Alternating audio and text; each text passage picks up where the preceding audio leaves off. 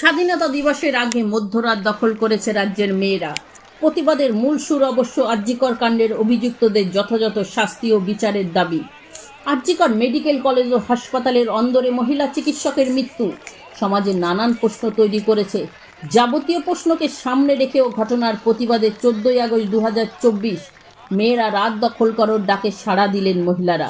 কলকাতার বিভিন্ন জেলায় সর্বত্র রয়েছে প্রতিবাদের মিছিল, মোমবাতি হাতে বিভিন্ন ধরনের জাস্টিস লেখার পোস্টার।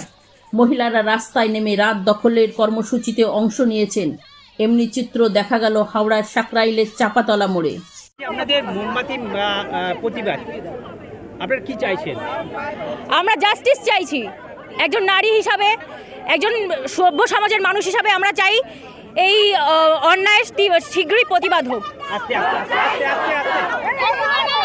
আজ আমাদের রাজ্যে আজকে কন্যাশ্রী দিবস খুব ঘটা করে মহাসমারোহে পালিত হচ্ছে। সেই রাজ্যে আজকে মহিলারা আজকে এরকম ধর্ষিতা হচ্ছেন, তাও আবার একজন চিকিৎসক। এটা কি একটা সভ্য সমাজের কাম্য? আর কিছুক্ষণের মধ্যেই স্বাধীনতার 78তম বর্ষ শুরু হতে চলেছে। তার মধ্যে যে এই যে মহিলাদের আন্দোলন, আপনারা এই যে বিচারের জন্য করছেন, তো এই বিচার যদি এখন তো সিবিআই তদন্ত চলছে, তো এরপরে সিবিআই যেভাবে এগুচ্ছে আপনারা কি আশা করছেন? আমরা আশা করছি এর অতি শীঘ্রই এই অপরাধের শীঘ্রই আর কি মীমাংসা হোক এবং অপরাধীরা শাস্তি হোক। মহিলাদের কি চাইছে?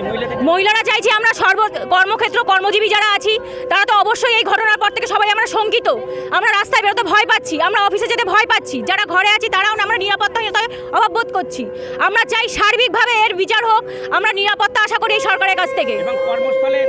অবশ্যই এবং কর্মস্থলে আমরা যারা কর্মচারীরা, যে কর্মজীবী নারীরা আছি তারা চাইছি কর্মক্ষেত্রে আমরা নিরাপত্তা আশা করছি।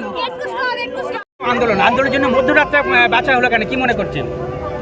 কারণ ঘটনাটা তো এমনি রাত্রিরে হয়েছে, আর প্রতিবাদটা আমাদের রাত্রিরেই করা উচিত। কারণ একটা মেয়ের, আমরা যেখানে নিরাপত্তার এতে ভুগছি, অন্ধকারে ভুগছি, যে একটা মেয়ে দিনের বেলাতেই ধর্ষিতা হয়, তারপরে তো সে মেয়েটা রাত্রিরে ধর্ষিতা হয়েছে, সেই জন্যই আমরা রাতটাকে বেছে নেওয়া হয়েছে। মানে রাতেও যেন আমরা সুরক্ষাটা পাই। অবশ্যই দিনে রাতে কোথাও আমরা সুরক্ষিত নেই। যারা কয়েক মিনিট পরেই আমরা স্বাধীনতার 78তম স্বাধীনতাতে পৌঁছাচ্ছি, তো সত্যি কি আমরা স্বাধীনতার আলোকে পৌঁছাতে পেরেছি? পারিনি। জাস্ট শুধু বাইরের আবরণ স্বাধীনতাটা, আমরা এখনো মনের অন্ধকারের আলোতে আমরা এখনো পৌঁছাতেই পারিনি। মেয়েদের নিরাপত্তা কোথায়? আমাদের স্বাধীনতা চাইছে একদম সার্বিকভাবে। আমরা স্বাধীনতা চাই। শুধু স্বাধীনতা মানে কি পতাকা উত্তোলন জাস্ট স্লোগান নয়। আমরা চাই মেয়েদের একদম প্রথম থেকে যেন সুরক্ষিত থাকে। আমার একটা কথা আছে, আমার নাম মৌসুমী মণ্ডল। ব্যাপার হচ্ছে আমরা যারা একমাত্র কন্যা সন্তান, আমি আমার বাবা মার একমাত্র কন্যা সন্তান, আজ যদি আমার প্যারেন্টসের কোনো অসুবিধা হয়, আমার ভাই নেই, আমার স্বামী বাইরে থাকে, তো আমি বাইরে বেরোবো না তো কে বেরোবে? আমার ছোট ছোট সন্তানরা নিশ্চয়ই বেরোবে না। স্বয়ং হসপিটালে একটা ডাক্তারের মতো এত একটা ক্রিম জবে, যেখানে মেয়েরা যদি সেখানে নিরাপত্তাহীন হন, রাস্তাঘাটে বা আজকে যিনি সবজি বেচছেন বা যিনি মাছ বেচছেন বা যারা ডেলি ওয়েজেসে কাজ করে, তাদের নিরাপত্তা তো কোথাও প্রশ্নই ওঠে না। একজন ডাক্তার যদি তার কর্মক্ষেত্রে নিরাপদ নয়, তাহলে আমরা কোথায় নিরাপদ? আজ যদি আমাদের বাইরে বেরোতে হয়, হতেই পারে দিনের পর দিন আমরা পেশেন্ট, ডাক্তারদের বাদ না, পেশেন্টরাও আমরা হসপিটালে রাতের পর রাত জেগে থাকি, আমাদের নিরাপত্তা কে নেবে? এই জন্যই আমরা আজকে এই প্রশ্ন আমরা সর্বস্তরে, প্রশাসন, মানুষ, আমরা চাই গোটা পৃথিবী দেখুক। এটা কোনো হাইপ নয়, মিডিয়া হাইপ নয়, কিংবা এটা কোনো একটা স্বাধীনতার প্রাক্কালে এতগুলো মানুষ আজকে তাদের ঘুম ছেড়ে, আমি আমার ছোট্ট একটা সন্তানকে বাড়িতে ছেড়ে এসেছি, এক কন্যা সন্তানকে নিয়ে এসেছি। আমার কি দায় এখানে আসার? আমায় আসতে হবে কেন? আজকে সুরক্ষা নিশ্চিত নয়, নিশ্চিত করতেই হবে।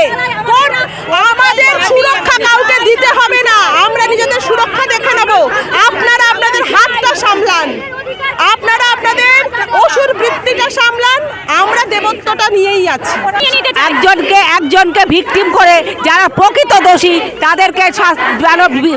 তাদেরকে বিচার করতে হবে, তাদেরকে আড়াল করে রাখা যাবে না। সারা যতই প্রভাবশালী হোক, যারা ততই প্রভাবশীল লোকের ব্যক্তি হোক বা ছেলে হোক, যেই হোক, তাদের উপযুক্ত শাস্তি চাই। আমরা প্রকৃত শাস্তি চাই।